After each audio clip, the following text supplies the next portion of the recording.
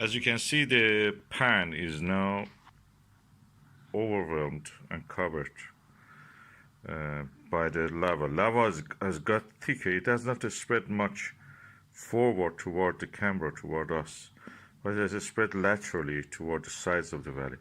This is expected, this volcano is expected to be active for decades, and it will eventually fill the whole valley. Probably in a few weeks' time, the whole valley will be filled up from this side to this side, this lower valley. And as you can see, people are tourists here standing, and this is a drop rock or a car. No, that's car. The drop rock which was here, you can see here is a white dot. I'll bring it to the center, you can notice. That one is now drop stone of the glacier is going to be covered completely. And the lateral extension now extended to this side is less shallow, and this side, which is steeper, is now going to be covered gradually with a less speed than the other side. Sorry, my handshake. And what I noticed, by the way, I want to put forward this. What I noticed that the volcano actually between 7 to 12 minutes have one eruption. And oh, the map is also updated. You can see the second barrier, which is broken now, is now updated. You can see the western wall was this side, the eastern wall was this side. Now they have updated the map.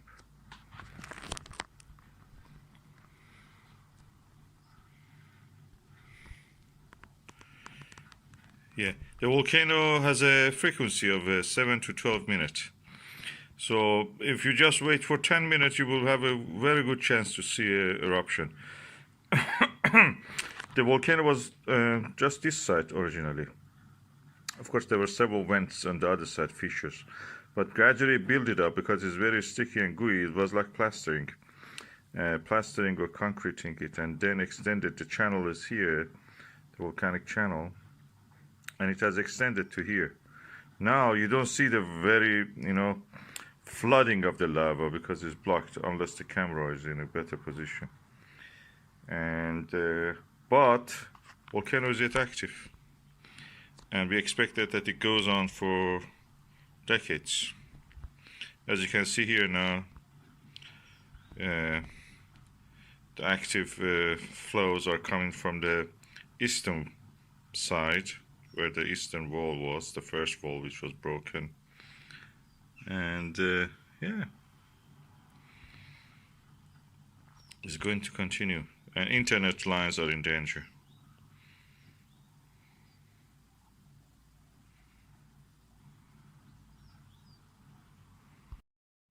And as I mentioned, you can see the lava is flooding now. It's overspilling the actual walls of the volcano. It's become more vigorous.